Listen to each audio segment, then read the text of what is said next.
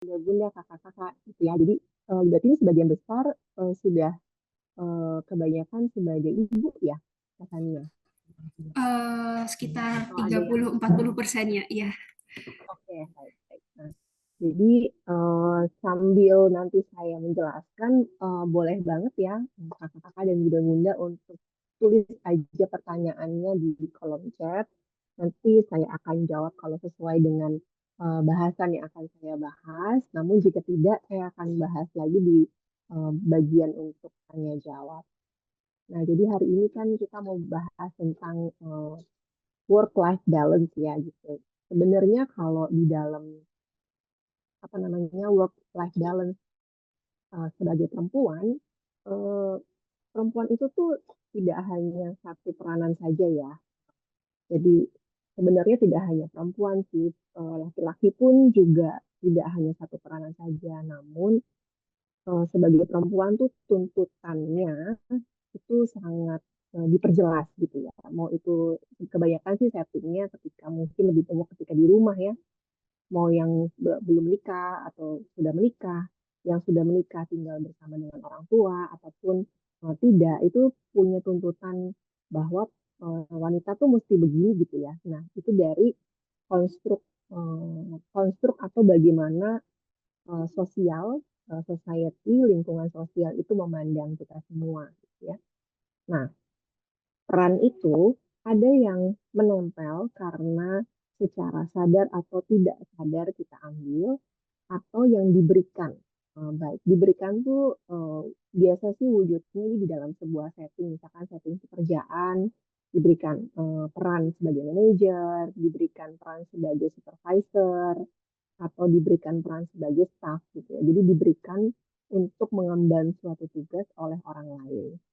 Tapi sebagai seorang ibu ataupun seorang istri itu juga bisa menjadi sebuah pilihan karena memang kita yang secara sadar mau melakukannya atau ya karena tuntutan sosial aja. Karena sering banget nih mungkin kalau lagi arisan atau lagi kumpul keluarga, apa lagi halal bihalal karena kemarin Lebaran gitu ya ditanya udah kapan nikah gitu ya, kapan punya anak, kapan nambah anak gitu. Jadi pertanyaan-pertanyaan itu adalah sebuah tuntutan dari masyarakat sebenarnya dan lingkungan sosial untuk kita semua ya. Nah, coba sekarang sebelum kita membahas lebih lanjut tentang bagaimana bisa menyeimbangkan apa sih work life balance, apakah emang yang disebut balance tuh harus 50/50, 50 untuk pekerjaan dan 50 untuk kehidupan yang kita jalani gitu ya. Nah, sekarang coba kakak-kakak dan bunda-bunda pikirkan kembali. Kalau kita ini punya multi peran dan diambil itu saat ini skalanya nih kalau 1 sampai 5 adalah yang paling tinggi, itu sebenarnya seberapa banyak sih kita merasakan multi peran ini dirasain kita gitu. Jadi kalau 5 berarti itu mungkin skalanya kita ngerasa kewalahan sekali nih dengan multi peran yang diambil gitu. Entah itu peran yang memang sudah ada, sudah terberi, ataupun peran tambahan di luar dari yang terjadi di rumah gitu ya. Entah misalkan ada diberikan promosi gitu, tapi tidak yakin apakah saya mampu atau enggak gitu. Jadi pertanyaan-pertanyaan ini jadi mungkin akan muncul nih. Atau apakah peran yang diambil itu penting semua dan skala prioritas dari tiap peran yang saya mau ambil gimana gitu ya. Kan bisa aja misalkan kakak-kakak saat ini sudah bekerja, terus kalau yang sebagai istri atau sebagai ibu yang banyak berperan di rumah, terus kalau anaknya sudah sekolah, ada lagi nih peran yang ditawarkan atau yang disematkan. Jadi ibu korlas yuk, misalkan gitu, ikut TOMD yuk gitu ya. Atau kalau kakak-kakak yang belum menikah, ayo ikut organisasi ini yuk, ada acara apa gathering apa gitu ya. Atau kalau teman-temannya dekat kakak-kakak adalah para army gitu yang nggak tahu mungkin bikin event apa gitu yang mau nih berkontribusi gitu ya, menunjukkan apa bagaimana diri saya dan keterlibatan diri saya pada komunitas di army ini gitu ya misalnya. Nah itu sebenarnya adalah peran dan itu semua nantinya akan mempengaruhi skala prioritas kita ya. Jadi sambil nanti kita membicarakan hal ini, coba kakak-kakak dan bunda-bunda untuk meninjau kembali, mereview kembali sebenarnya yang saya kerjain selama ini tuh saya tuh berperan sebagai siapa saja, mana yang saya sadari saya memang pengen ambil, mana yang tadi tuntutan gitu ya. Terus dengan semua peranan itu seberapa kalau dikasih nilai ini berapa nih nilainya gitu ya. Nah, kita sebagai perempuan apalagi kalau sudah eh, berkeluarga atau sudah menikah, seringkali kita lupa dengan identitas diri kita gitu ya. Jadi mungkin ini mungkin agak kurang relate gitu ya, tapi tolong koreksi saya kalau saya salah. Untuk kakak-kakak yang belum menikah atau yang belum punya anak nih gitu. Jadi misalkan sering banget disebutin nyonya, kalau saya nama suami saya Niko, jadi nyonya ya Niko gitu ya, atau ibu Niko gitu. Atau kalau nama anaknya adalah Mama ya Bes gitu ya. Jadi biasanya nama anak pertama.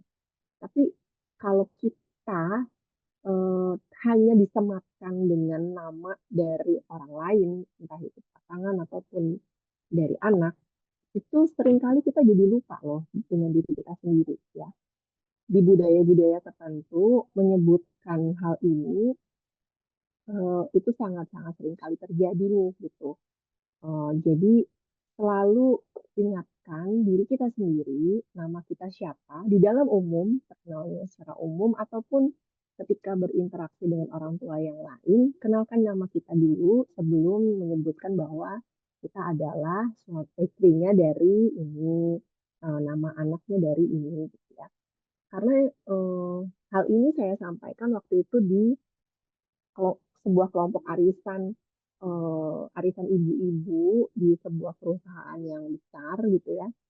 Terus ibu ini bilang gitu, "Eh, oh iya ya, saya baru menyadari nih ketika eh, ketika ibu VK nyebutin ini, saya baru menyadari ketika suami saya meninggal, yang tadinya disebutin adalah Ibu Ahmad, bisa. Terus setelah suami saya meninggal, saya nggak disebut lagi sebagai Ibu Ahmad gitu. Di satu sisi dia sangat kehilangan ketika tidak mendapatkan sebutan Ibu Ahmad lagi karena Bapak Ahmadnya sudah meninggal. Tapi di sisi lain dia jadi menemukan kenapa saya nggak pernah memperkenalkan diri saya ya sebagai Ibu Indri, nama saya Indri gitu ya. Kenapa kenapa nggak saya sebutin aja nama saya Indri, saya istrinya Ibu Ahmad, saya istri dari Pak Ahmad gitu ya. Jadi di satu sisi ketika dia mendapatkan panggilan sederhana namanya sendiri, dia seperti mendapatkan eh, kontrol untuk dirinya sendiri menentukan sesuatu gitu ya. Atau dia mendapatkan lagi, diingatkan lagi tentang identitas dari dirinya. Nah, kita tuh di dalam perjalanan kehidupan, apalagi kalau sudah nanti punya pasangan, baik pasangan itu sebelum menikah ataupun nanti sudah menikah lalu punya anak, ada banyak hal yang memang nanti berkontribusi. Berkontribusi itu artinya seringkali membuat diri kita jadi lupa dengan apa yang sebenarnya ingin kita lakukan atau apa yang sebenarnya ingin kita yakini eh, seterusnya gitu ya. Karena tadi kan adanya peranan atau tuntutan dari lingkungan yang ada di sekitar kita itu membuat kita jadi kita nggak menjadi diri kita sendiri sebagai sosok perempuan gitu ya. Dan ini seringkali memang terjadi pada sosok perempuan karena tuntutannya. Nah, ini juga sebuah latihan yang kakak-kakak bisa lakukan. Coba dituliskan mulai dari 5 kekuatan atau 5 hal positif dari kakak-kakak sekalian itu apa. Lalu 5 kelemahan atau 5 hal yang masih menjadi negatif dari kakak-kakak sekalian itu. Seringkali kalau saya tanyakan ini, baik di area remaja gitu ya, ataupun ya di usia kakak-kakak sekalian, dewasa muda hingga middle gitu ya. sulit sekali menyebutkan hal positif dari diri kita sendiri. Kenapa? Karena kita akan lebih banyak dan mungkin terbiasa untuk melihat apa yang menjadi kelemahan kita dibandingkan kekuatan kita. Karena eh, mau mengikuti penilaian orang lain, mau berusaha fit in ke persepsi atau penilaian orang lain, atau kalau istilah sekarang pengen pleasing gitu ya, people pleaser gitu ya, pengen nyenengin apa yang menjadi tuntutan atau harapan dari orang lain. Harapan atau tuntutan orang lain itu bisa dari mulai keluarga, orang tua, pasangan gitu ya, ataupun circle di dalamnya gitu ya. Dan itu menjadi kita jadi eh, tadi jadi kabur untuk melihat diri kita sendiri. Jadi pertanyaan refleksi selanjutnya, kalau saya bukan sebagai istri dari Pak Eko, maka saya adalah siapa ya? Kalau saya bukan mama dari Yabes, saya adalah siapa ya? Atau kalau saya bukan seorang psikolog, maka saya adalah siapa ya? Gitu. Jadi peranan-peranan itu tuh ternyata memang akhirnya membentuk diri kita sendiri, kakak-kakak. Tapi kalau kita hanya melihat peranannya saja, tapi tidak memahami apa makna dari uh, kenapa kita melakukannya, maka kita jadi lupa sama the true self of our own gitu loh. Jadi kita lupa sebenarnya apa yang kita cari itu di dalam peran itu, gitu. Sehingga bisa saja ketika peranan itu tidak ada lagi, maka kita jadi nggak nggak ngerti diri kita ini siapa, gitu ya. Uh, saya punya beberapa cerita yang tadi misalkan contoh dari Ibu Indri gitu ya. Uh, Ibu Indri dengan dirinya sendiri ketika kehilangan si bapak ya dia merasa kehilangan gitu ya, tapi dia karena dia punya self diri sendiri yang sangat kuat, ada kesedihan ketika dia lagi dipanggil Ibu Ahmad gitu ya, tapi dia juga menjadi percaya diri bahwa oh aku menemukan diriku lagi ya gitu. Tapi juga ada kasus lain di mana ketika kehilangan seseorang yang disayangi, karena sangat tadi bergantung sekali, sangat eh, sangat menyatu sekali, tapi sampai tidak tidak ingat dengan dirinya sendiri ketika ketika ini tidak bersatu, ketika ketika sosok ini hilang gitu ya, maka ya tidak ingat sama dirinya sendiri gitu. Atau mungkin hal yang sederhananya, eh, yang bukan sederhana juga sih, ditinggal pacar gitu ya, atau ditinggal nikah gitu kan, itu kan sangat-sangat wah dunianya hancur gitu ya, karena relasi yang diharapkan itu sudah tidak ada lagi. Dan itu seringkali menggoyahkan diri kita nih, kita sebagai kita sendiri. Karena kita menyangka bahwa kita menjadi sesuatu atau pribadi yang utuh ketika kita bersamanya, gitu ya. Nah, padahal tidak seperti itu. Harusnya kita menjadi utuh dulu sebelum kita bersama. Mungkin selanjutnya perlu ada sesi bahasan bagaimana mencari jodoh atau menyikapi diri sendiri kali ya kasarnya. Ini apa bercanda aja ya. Nah, ini saya mau mengingatkan tentang bagaimana tuh kita eh, memahami sekali kalau kita tuh punya tubuh, jiwa, raga, dan roh gitu ya. Kenapa? Yang sering kali terjadi kan apa yang kita pikirkan itu berbeda nih dengan apa yang kita rasakan dan juga berbeda dengan apa yang kita lakukan. Jadi artinya dalam keseharian seringkali perasaan, pikiran, sama perbuatan tuh tidak nyambung gitu ya, tidak align gitu. Dan khususnya di apa namanya spirit gitu ya, bagaimana roh itu sering sekali dilupakan. Sehingga kita ya udah kayak ibaratnya tuh sekarang kerja kerja aja, tapi tanpa memikirkan apakah badan kita butuh istirahat, apakah badan kita sudah dikasih makanan-makanan yang tepat, sudah punya olahraga yang cukup gitu ya, sehingga eh, dia jadi tidak mencari perhatian lagi nih gitu ya. Atau pada saat kita sedang sedih atau sedang marah, apakah kita bisa memprosesnya gitu ya. Karena pada saat kita sedang sedih atau sedang marah, terus kita harus fokus dalam mengerjakan sesuatu, itu seolah-olah yang namanya perasaan perasaan kayak dikesampingkan gitu. Kayak dikesampingkan atau seringkali jadi tidak dianggap gitu karena ini akan mengganggu produktivitas. Mungkin ada yang bilang gitu, ada yang mengganggu fokus dan konsentrasi gitu ya. Jadi seringkali banyak orang, baik itu orang biasa gitu ya, ataupun orang yang secara profesional melakukannya, akhirnya membuat dirinya baal atau kebas atau menjadi mati rasa terhadap perasaan-perasaan itu. Nah, ketika mati rasa terhadap perasaan, maka dia akan muncul di porsi-porsi yang lain.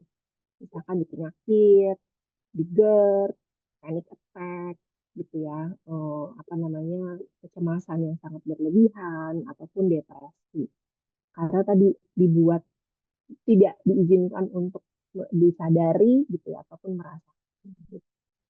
Jadi nanti saya akan kasih beberapa latihan buat kakak sekalian bagaimana kita memang perlu mengizinkan perasaan itu karena ketika kita sudah bekerja itu menyeimbangkan menyeimbangkan antara kehidupan sehari-hari dan bekerja serta kesehatan mental itu semuanya sebenarnya saling berkaitan, nggak bisa sebenarnya kita misalkan kita bekerja dari jam 8 sampai jam 4 atau sampai jam 5 terus ya udah kita nggak mikirin lagi pekerjaannya gitu ya bisa-bisa aja sih tapi yang namanya pikiran sama perasaan tuh nggak bisa dibohongin gitu. Dan itu kita perlu berinteraksi dengan cara kita latihan memang.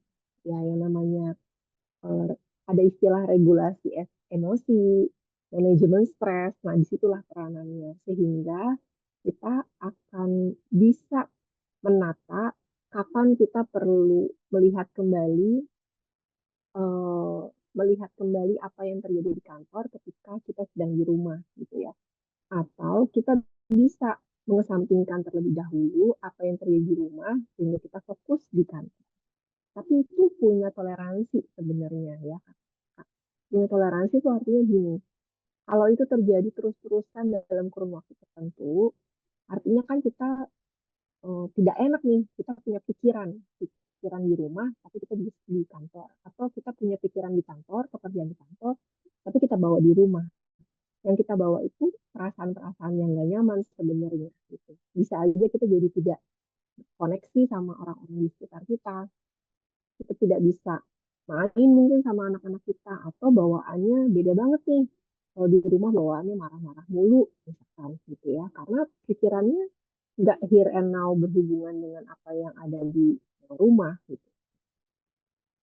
Dan eh, tahapan selanjutnya ketika kita berusaha untuk menyeimbangkan antara bagaimana kehidupan di pekerjaan ataupun di rumah dengan kesehatan mental kita adalah lingkungan. Lingkungan ini bicara tidak hanya lingkungan yang di kantor gitu ya, lingkungan yang di rumah, tapi intinya bagaimana orang-orang yang ada di sekitar kita. Jadi di semua area sebenarnya. Jadi seringkali kita ketika tadi kan kita berbuat sesuatu ya kan supaya kita dianggap dong gitu, divalidasi atau zaman sekarang ada kata-kata seperti itu. Kita butuh validasi nih dari orang lain gitu ya. Atau kalau ada yang nyinyir, nyinyirin pekerjaan kita, kita gimana ya meresponnya gitu ya. Jadi sebenarnya itu sangat berpengaruh dengan diri kita sendiri. Bagaimana eh, lingkungannya toksik atau enggak, itu juga sangat berpengaruh buat diri kita sendiri ya. Sehingga penting memang untuk kita menyadari, untuk kita mengevaluasi, dan akhirnya kita eksekusi nih, memutuskan apakah kita mau tetap berada di dalam relasi itu, mau tetap berada di dalam lingkungan itu, atau kita mau berbuat sesuatu dari lingkungan itu, gitu ya.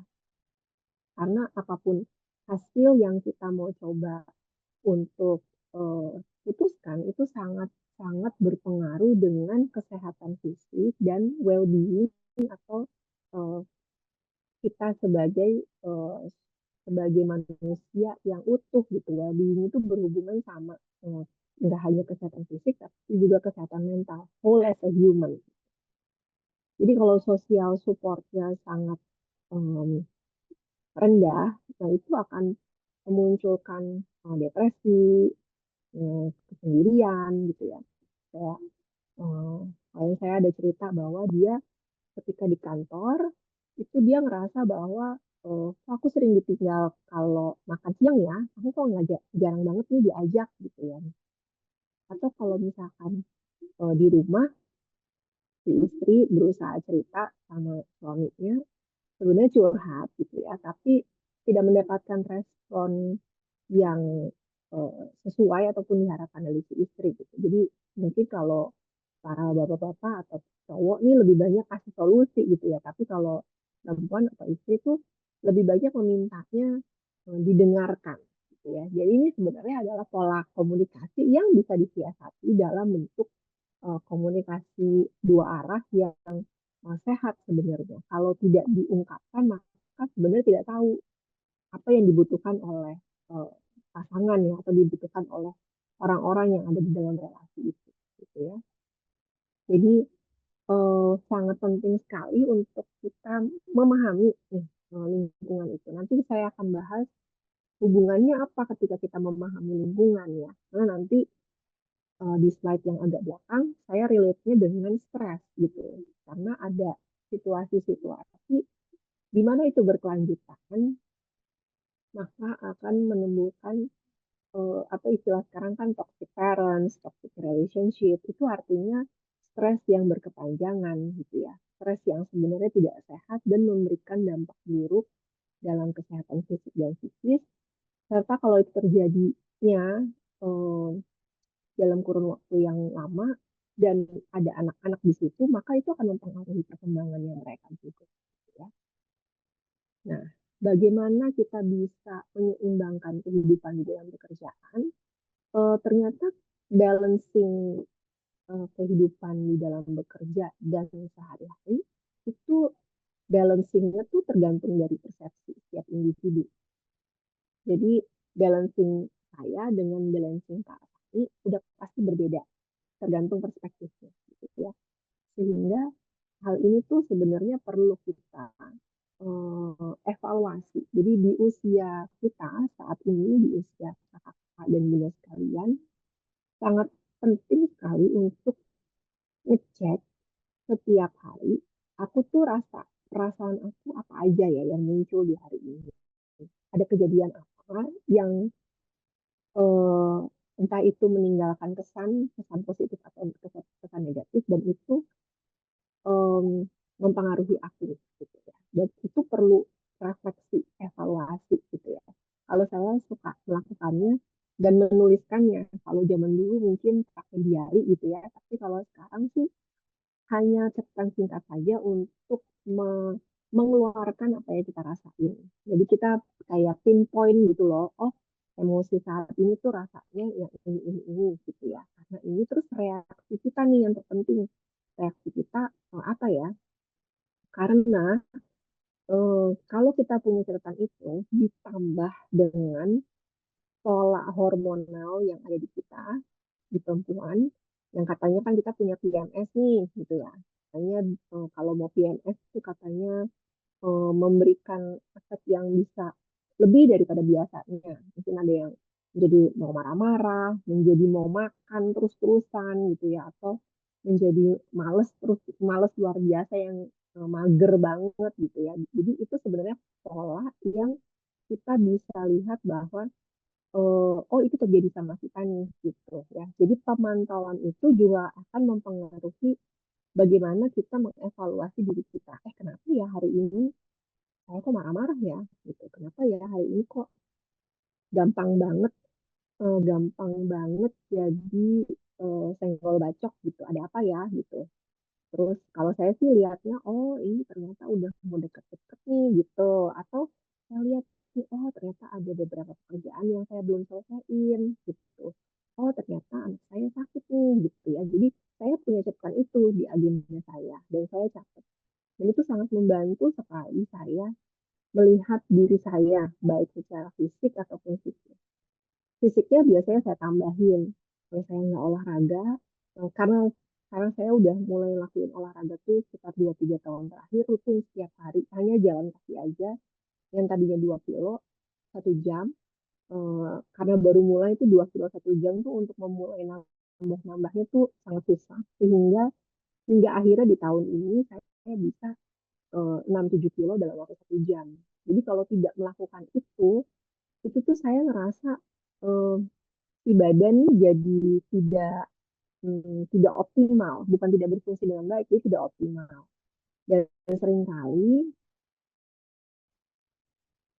ketika saya punya emosi yang berlebihan dan saya kewalahan dengan rasa dari emosi itu, khususnya emosi yang tidak menyenangkan, emosi yang tidak menyenangkan itu nggak enak banget rasanya. Contohnya gini, baru kemarin saya ada mau mau ketemu, ada acara yang saya harus ketemu. Saya udah nggak enak banget sebenarnya mau ketemu dan saya tahu bakal ketemu dengan beberapa orang, dengan banyak orang dan saya menghindari. Jadi saya menghindari ketemu dan akan ada pembahasan apa nih dengan orang-orang ini gitu ya. Jadi ketika untuk memikirkannya saja, terus perasaannya itu muncul, itu sangat mengganggu saya. Jadi makanya kenapa saya hindari terus. Karena saya menghindari perasaannya. Karena saya tahu kalau ketemu pasti muncul perasaan itu kan. Nah, akhirnya ketika saya memang harus hadir dan ketemu, itu rasanya nggak enak banget gitu ya. Memulai untuk ganti baju, untuk persiapan tuh rasanya udah nggak enak banget gitu. Jadi saya berusaha banget untuk mengatasinya. Dan perasaan yang nggak enak ini ternyata muncul pada beberapa orang, pada banyak kasus yang saya temui berhubungan dengan kalau di sekolahannya ketika tidak muncul ke kampus gitu ya beberapa minggu atau tidak muncul ke sekolah gitu ya, nggak mau sekolah gitu ya karena ada perasaan yang nggak nyaman tapi nggak bisa ngomonginnya ke orang tua, nggak tahu cara ngomongnya tapi tahu yang dia rasain itu apa gitu ya.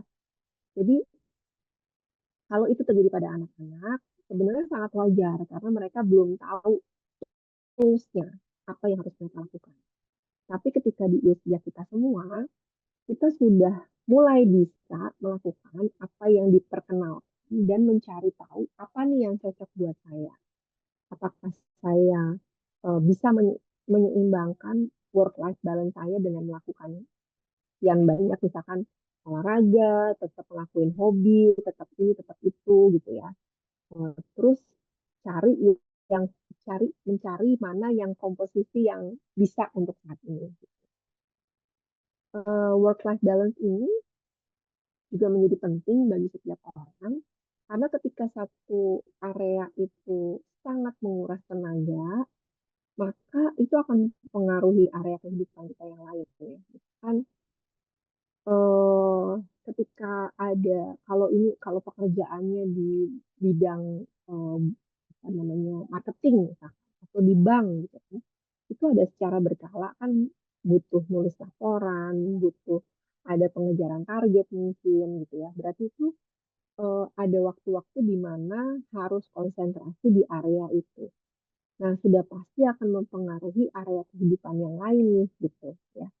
Jadi untuk menyeimbangkannya dengan cara kita perlu punya maintenance atau fondasi dengan bagaimana kita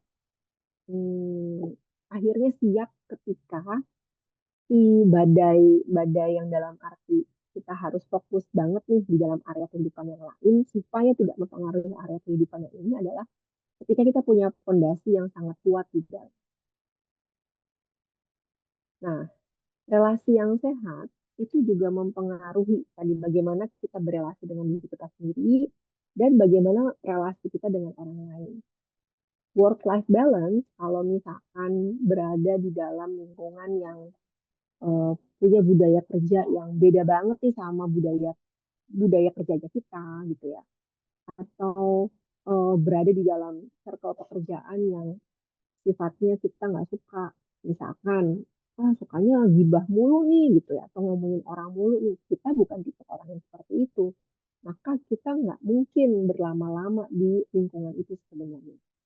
Atau bisa jadi sebaliknya, kita orangnya gibah tapi eh, nggak bisa dapet teman yang bisa ngegibah gitu ya, nggak bisa nih jadinya nggak dapet teman bukan mungkin bukan ngegibahnya ya, tapi kita pengen ngobrol.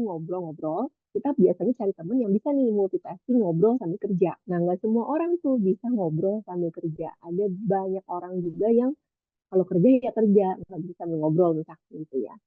Nah, itu juga akan mempengaruhi relasi di dalam pekerjaannya nantinya. Mau duduk di sebelahnya siapa misalkan kalau di dalam setting pekerjaan. Atau kalau misalkan bunda dengan anak yang sudah sekolah, terus mendapatkan guru yang tidak komunikatif gitu ya. Padahal kita working mom, tapi kok gurunya nggak komunikatif ya, kok kita tanya gurunya nggak banyak ngasih tahu gitu ya. Nah, jadi itu juga membuat kita jadi eh, sulit untuk akhirnya punya relasi yang sehat sebenarnya.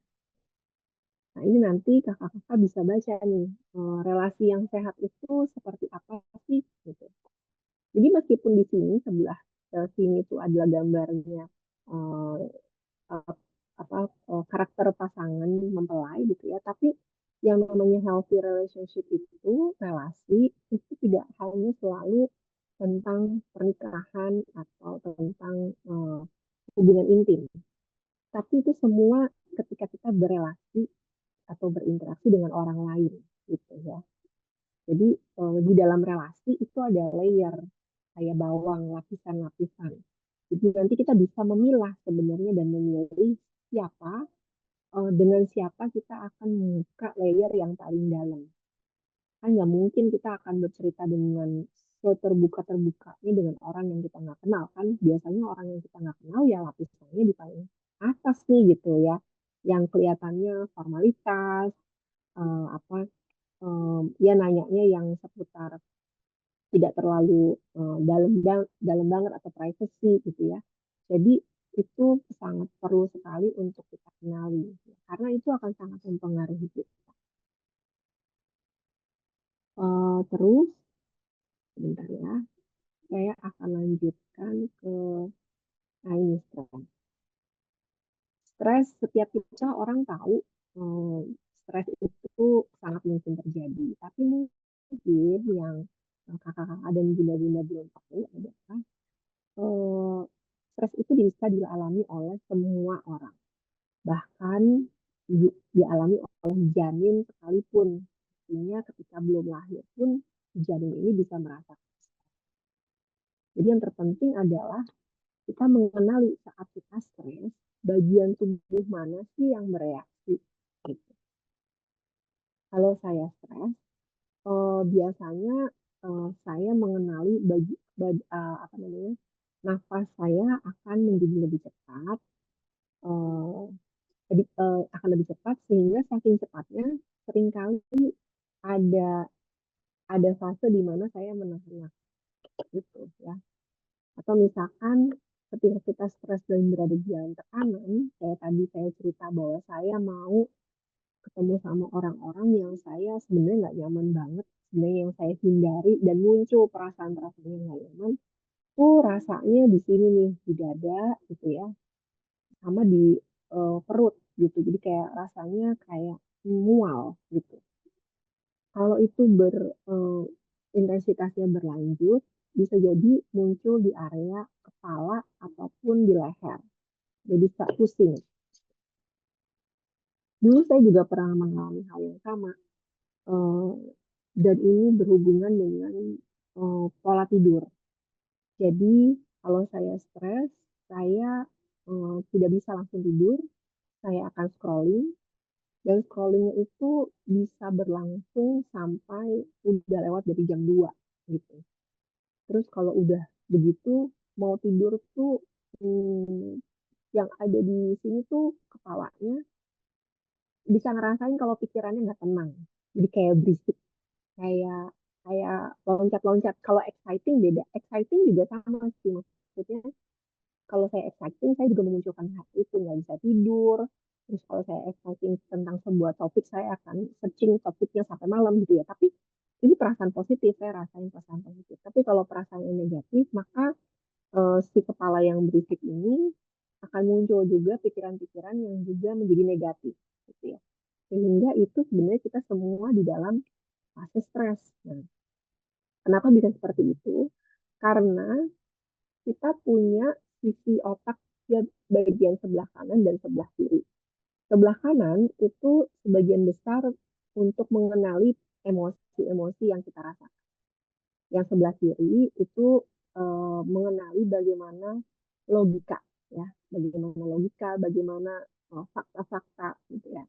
Nah, untuk menyeimbangkan hal itu mereka punya sistem limbik nih, gitu, sehingga membantu otak di bagian depan. Otak bagian depan ini otak yang sifatnya berpikir, eh, analisa, merangkum, memikirkan kembali, nama bahasa Indonesia-nya ber, eh, area untuk berpikir luhur. Artinya tuh memang di tempat ini tuh tempat di mana kita bisa berpikir lebih baik, lebih jelas gitu ya. Dan itu sangat dipengaruhi oleh sistem limbik yang ada di sini. Ketika kita stres dan stresnya itu tidak kita atasi, sehingga muncul banyak emosi-emosi yang ada di otak bagian kanan. Kalau dia overload, maka dia akan membanjiri sistem limbiknya ini, sehingga otak bagian kiri, di mana kita memunculkan fakta-fakta. Otak bagian kanan tuh kalau emosi biasanya munculnya asumsi. Kita berasumsi. Ya. Tapi kalau otak bagian kiri adalah fakta, data, gitu ya. Nah, itu jadi tidak bisa bekerja dengan baik. Nggak bisa ngasih tahu ke kita bahwa faktanya ini loh. Gitu ya.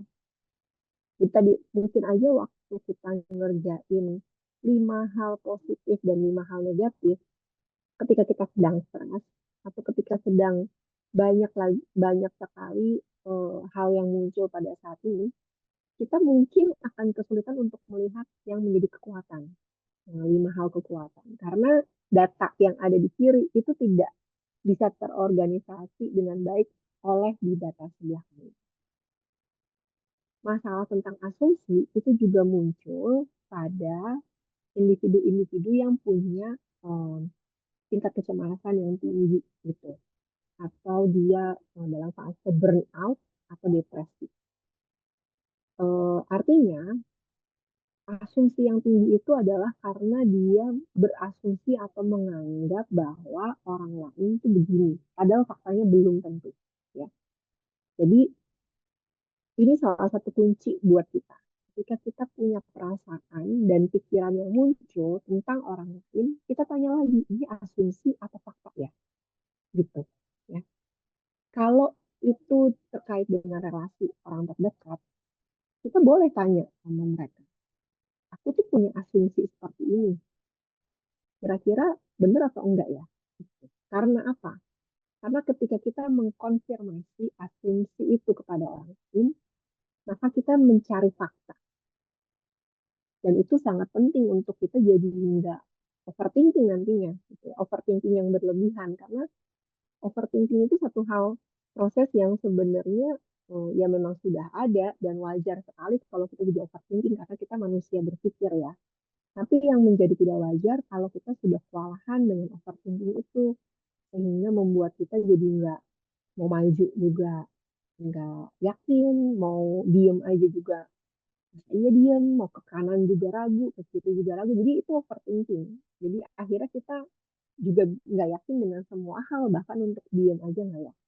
Jadi untuk kita akhirnya bisa yakin adalah dengan cara confirm the assumption gitu ya, mencari data, mengkonfrontasi gitu ya, tanyain aja asumsi kita benar apa. Nah ini di gambar ini adalah sistem simptom atau gejala-gejala di mana ini yang muncul ketika kita berada dalam proses stres. Nah, eh, teman-teman sekalian bisa melihat kita itu em, kalau kita berada dalam sebuah konflik, apa yang kita lakukan? Jadi kita akan nggak akan cuma di garis merah aja sih, tapi dalam setting-setting tertentu bisa jadi akan lebih banyak tidur mungkin gitu ya, atau lebih banyak senggol bacok gitu ya, maksain marah terus gitu. Dan yang sebelah kanan ini adalah yang ditampilkan oleh anak-anak, yang kita tahu mungkin bahasanya tantrum gitu ya. Ya, tantrum itu masih wajar kalau di bawah 5 tahun. Tapi kalau sudah di atas 5 tahun harusnya tidak tantrum gitu ya, karena mereka sudah bisa berbicara, menyampaikan apa yang menjadi ketidaksukaannya dia, menyampaikan aku merasa ini dan aku merasa sedih karena seperti ini. Aku merasa sedihnya ada di sini gitu. Jadi dia bisa mendefinisikan hal itu. Tapi kalau enggak, nah ini yang terjadi gitu ya. Jadi nanti coba kakak-kakak sekalian lihat lagi saya ada di mana ya, lebih banyak ada di mana. Kalau saya eh, ini aja misalkan kalau saya mau PMS saya lebih banyak yang mana ya gitu ditandain. Terus kalau saya mau rapat sama bos gitu ya, meeting sama supervisor, saya ada di mana ya. Kalau saya mau bikin laporan, saya ada di mana ya gitu. Kalau saya mau ketemu calon ibu mertua, saya ada di mana ya gitu ya. Karena ini bagian dari kita mengenali mengenali diri pada situasi-situasi yang tidak terduga gitu ya. Nah, tipe stres itu ada yang kronis dan akut. Kalau yang akut itu sifatnya jangka pendek dan lebih sering bisa positif, tapi yang kita sebenarnya bisa atasi. Tapi kalau yang stres yang kronis, itu sebuah situasi yang sifatnya lebih panjang gitu ya. Kalau di sini contohnya trauma di masa kecil, pekerjaan yang melelahkan gitu, udah melelahkan, gajinya kurang misalkan gitu ya. Terus misalkan apa pernikahan yang buruk gitu, punya relasi komunikasi yang nggak baik sama pasangan, itu berarti sifatnya kronis dan itu dampaknya sangat banyak baik secara psikis, mental dan juga fisik. Kalau yang akut episodik ini disebabkan oleh gaya hidup gitu atau berada dalam sebuah situasi yang berkala. Kalau di anak-anak tuh misalkan pas lagi ujian gitu, atau kalau di pekerjaan ya evaluasi per 3 bulan atau pada saat harus mengumpulkan laporan gitu ya. Namun ada tipe stres lain yang kita bilang namanya eustress. Eustress itu sebenarnya sifatnya lebih bisa lebih positif dan lebih bisa membangkitkan diri, motivasi internalnya gitu ya. Jadi ada lebih berenergi gitu. Jadi kayak misalkan misalkan mau ngomong di depan orang gitu ya. Terus kita kan pasti stres gitu mau ngomong di depan banyak orang, mau ketemu satu orang aja juga bisa stres kan. Tapi ketika kita bisa menggunakan stres itu, ubah perspektif, terus mengatasinya, maka si stres itu menjadi sebuah stimulus yang ada adrenalinnya tapi memicu menjadi hal yang lebih baik gitu ya. Nah, tapi kalau stres-stres yang lain seringkali tidak bisa diatasi dengan cara sederhana karena kaitannya dengan relasi dengan orang lain tadi gitu. Jadi bukan hanya bagaimana diri sendiri tapi bagaimana orang lain sehingga interaksi dengan orang lain itu juga menjadi sebuah kontribusi yang banyak dalam kehidupan manusia. Apakah nanti kita akan stres atau tidak? Ya ada sih orang yang bilang bahwa ya itu tergantung dari cara pikir kita sih, dari cara pandang kita. Ya betul memang, tapi tidak semua orang mudah untuk melakukan hal itu ya. Nah, kalau tipenya perasa sekali, kita tipenya perasa. Saking perasanya, eh, hal apapun yang disampaikan oleh orang lain tuh sangat membekas gitu. Itu butuh waktu untuk kita memilah apakah eh, ini kita mau masukin terus di dalam hati dan pikiran kita atau kita bikin boundaries, kita bikin batasan. Contohnya misalkan kita dapat komentar, ih kok lo bajunya kayak gitu sih, gitu misalkan. Atau kalau jilbabnya warnanya gitu sih, nggak matching banget, nabrak banget sih gitu. Nah, komentar itu kan tergantung siapa yang menyampaikan. Ya tadi, kalau misalkan kita berusaha fit in dengan orang ini, kita berusaha mencari validasi dari orang ini, maka komentar yang dia sampaikan menjadi matters atau penting buat kita. Jadi, kita juga perlu memilah apakah orang yang memberikan komentar ini tuh intensinya apa sih dan apakah kita mau langsung comot dan telan begitu aja gitu. Atau kita mau bikin boundaries aja, oh ya udah kalau dia menganggapnya seperti itu, yang penting comfort kok dengan cara berpakaian aku misalkan gitu ya. Kalau misalkan ini bos gitu, bos ngomong kayak gitu, ini intensinya apa ya, bercanda atau gimana gitu ya, atau dia memang bagian dari dalam setting pekerjaan tertentu kan memang ada nih apa namanya aturan tidak tertulis ataupun aturan tertulis tentang cara berpakaian misalkan cara menata rambut atau menata jilbab misalkan gitu ya. Kalau itu ada ya berarti itu sebuah budaya di dalam pekerjaan yang memang harus kita ikutin kan gitu. Tapi di luar dari pekerjaan itu kita bisa bebas mengekspresikan diri kita sesuai dengan apa yang kita mau sebenarnya. Jadi itu perlu satu hal yang selalu kita kayak balancing tuh kita bisa shifting antara kita berpindah dari kita menjadi diri kita sendiri dan kita bisa fit in dan beradaptasi dengan apa yang diharapkan oleh orang lain. Tapi tadi ada batasnya, ada boundariesnya. Nggak semua yang diharapkan oleh orang lain, siapapun dia, itu mempengaruhi diri kita 100%. Karena kitalah yang menentukan. Even suami, ya, even orang tua, kitalah yang menentukan. Karena kita adalah pribadi yang utuh. Kalau kita mau mengikuti, itu bukan karena sosok ini adalah sosok yang wajib saja untuk kita ikuti. Tapi kita harus tahu maknanya itu buat kita relate atau enggak. Gitu. Itu yang paling utama itu. Jadi bukan hanya sebuah wujud kepatuhan saja, tapi bagaimana memang kita menyadari diri kita bahwa kita perlu secara sadar, oh ya, aku mau ngikutin itu ya karena aku emang sadar, bukan sebagai sebuah tuntutan. Ya. Nah ini akibat dari stres yang secara fisik, secara sekilas bisa saja muncul karena hmm, kesehatan, masalah kesehatan ya gitu. Tapi bisa saja kalau dicek sama dokter, kayak misalkan ada GERD nih gitu, dicek sama dokternya, penyakit dalam nggak apa-apa kok gitu ya. Ada miom gitu, ternyata miomnya eh, dikasih obat udah oke, tapi kok masih seperti ini ya gitu. Nah itu nanti akan kelihatan ketika kakak-kakak ke dokter akan muncul sebenarnya ini apakah penyakitnya memang muncul dari fisik atau psikis. Nah kita nggak bisa pilih sih, nggak bisa pilih apakah mana mana duluan nih yang mulai gitu ya. Apakah penyakit fisik menyebabkan jadi psikis dan stres atau begitu pula sebaliknya.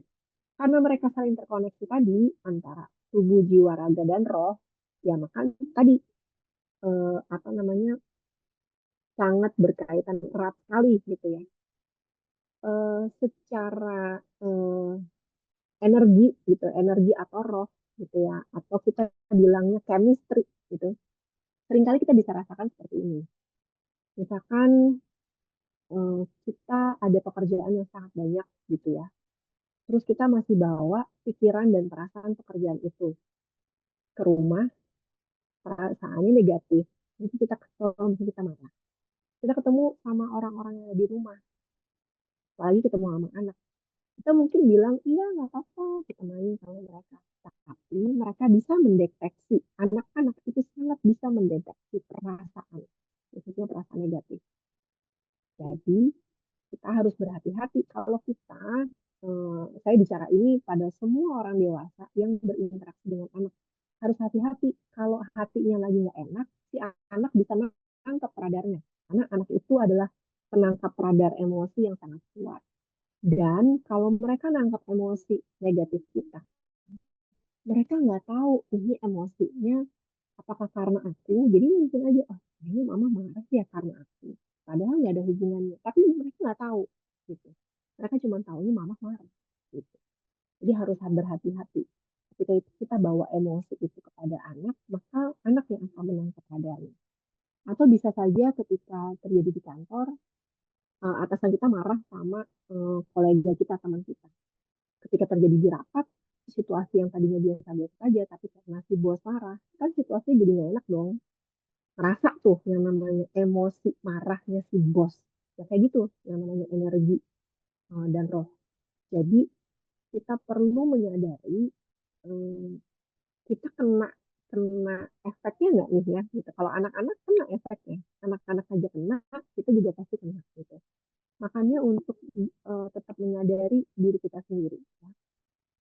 Apalagi kalau sampai burnout. Burnout itu bagaimana kita sudah terlalu lama berada dalam sebuah situasi itu, tidak menemukan jalan keluar, tidak menemukan solusi, tidak menemukan penyelesaian.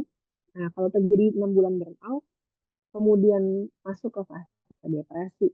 Dan kalau terjadi 6 bulan, ya berarti nanti perlu dilihat nih apakah ada fase eh, masuk ke gangguan depresi. Nah, ini saya juga berikan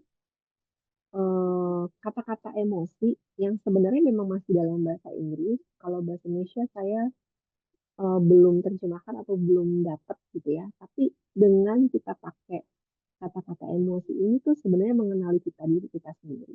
Kita harusnya ada di lingkaran terluar nih, pengenalan emosi yang terjadi. Jadi kita nggak cuma menggunakan kata takut, terkejut, happy, seneng, sedih, jijik, ataupun marah.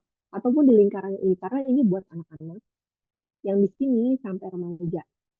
Nah, kalau di usia kakak dan Bunda dan Yunda sudah harus ada di sini. Jadi ini sebenarnya memperluas variasi emosi dan kita mengenali apakah kita bisa mengidentifikasi perasaan kita. Apakah kita tahu bedanya antara kita jealous tuh karena kita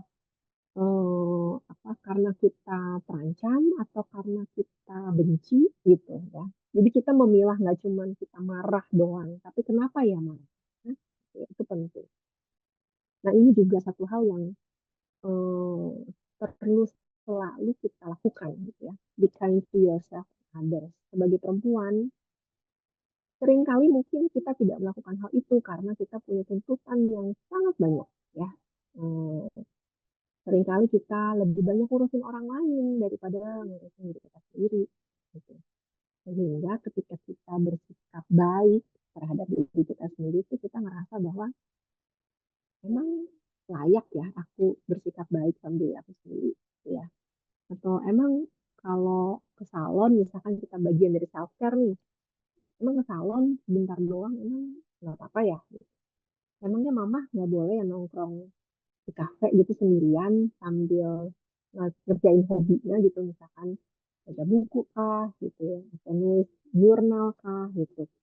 Emang mama nggak bisa punya waktu sendiri gitu.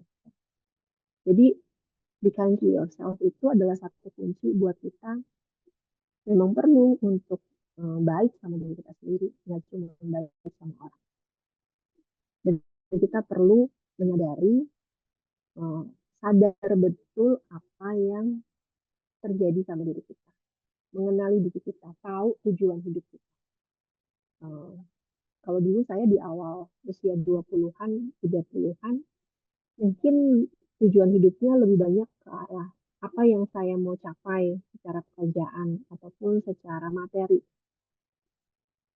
Tapi eh, saat ini di usia 40-an, hal yang sangat sederhana tapi sulit untuk dilakukan adalah ketika saya menyadari bahwa saya perlu bahagia dan saya perlu mencapai kebahagiaan itu melalui kesehatan fisik dan psikis gitu. Itu susah gitu ya dengan dan kalau saya melakukannya berarti kan orang yang ada di rumah itu juga pasti terpengaruh dengan apa atau sudut pandang saya gitu dan itu nggak mudah dan memutuskan mana nih yang spark joy. Spark joy ini kan kata-kata dari KonMari ya. KonMari metode KonMari memilih apa yang saya mau pegang, apa yang saya mau pegang terus, apa yang saya mau kata-kata apa dari orang itu yang saya mau ambil, kata-kata apa yang dari orang itu yang saya mau pegang. Yang kita mau ambil atau pegang ini nggak harus selalu positif doang gitu ya. Atau negatif juga bisa kita pegang terus. Tadi kalau kita butuh validasi dari orang lain, kenapa ya kita butuh validasi? Emang kita nggak bisa memvalidasi diri kita sendiri? Kenapa?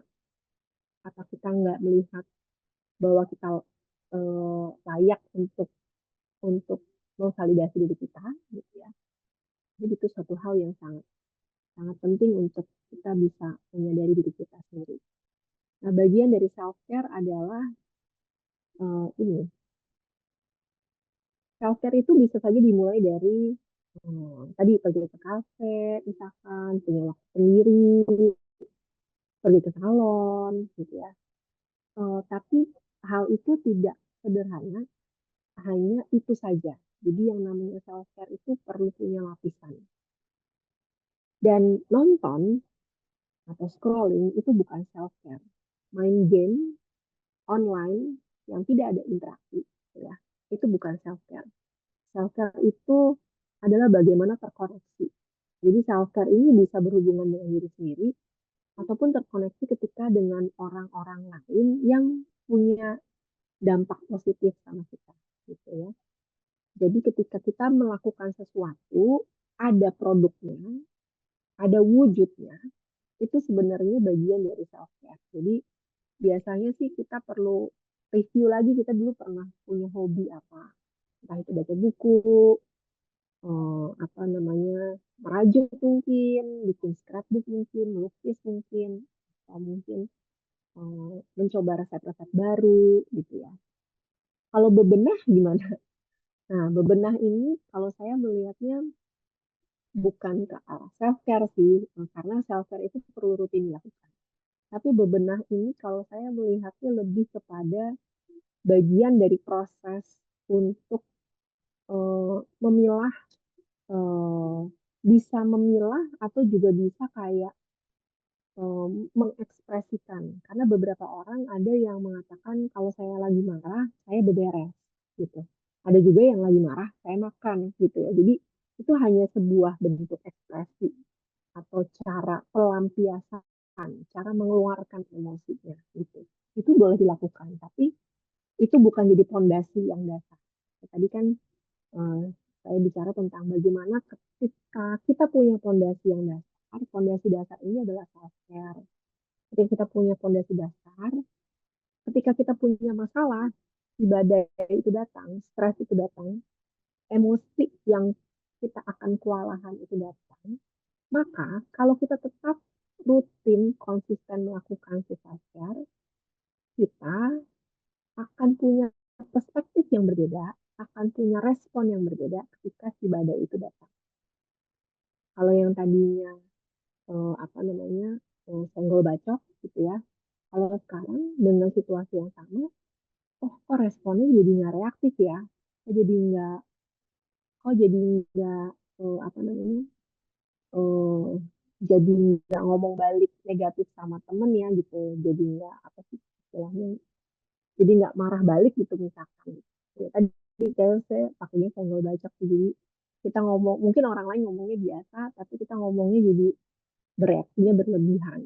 Jadi sih yang namanya self care ini adalah fondasi dasar sekali untuk kita bisa menyadari apa yang nantinya kita perlukan dan untuk terus-terusan membantu kita jadi rileks gitu. Ya, tujuan utamanya sih self care itu membuat kita rileks sehingga pada saat si stres itu datang, satu hal yang kewalahan itu datang, maka kita bisa atasi karena kita udah menjaga nih, menjaga badan kita, pikiran-pikiran kita untuk di dalam eh, cepat untuk rileks gitu ya. Tapi kalau kalau tidak misalkan di pekerjaan ada target yang harus dicapai, di rumah ada yang sakit, ada yang masuk rumah sakit gitu ya, apa atau ada diagnosa tertentu yang baru didapatkan atau aduh ini apa namanya belum bayar tagihan nih gitu ya. Nah, itu satu hal yang datang tiba-tiba itu akan memunculkan reaksi yang meledak-ledak dari kita gitu ya. Sehingga seringkali itu karena reaksinya berlebihan atau kita kewalahan, kita jadi tidak bisa berpikir dengan jernih tadi, berpikir dengan jelas bahwa kita sebenarnya punya solusi loh gitu ya. Nah, tipsnya kalau kita mau bicara dengan pasangan kita, laki-laki, selalu sampaikan bahwa kita butuh didengarkan, bukan dicarikan solusi. Karena itu adalah default mode dari laki-laki. Dari solusi, ngomongin, ngomongin solusi kalau laki-laki gitu. Jadi harus selalu bilang sama pasangan kita bahwa aku mau curhat, dengerin aja. Gitu. mereka perlu belajar mendengar. Karena dengan cara berbicara dan juga curhat itu proses kita untuk mengeluarkan apa yang kita rasakan.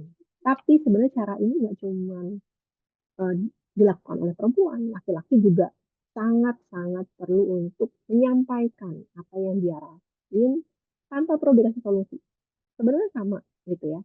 Cuman karena tadi konstruk sosial selalu meng mendikotomikan, oh kalau laki-laki begini, kalau perempuan begini gitu ya. Padahal sama aja gitu ya, orang otaknya sama kan.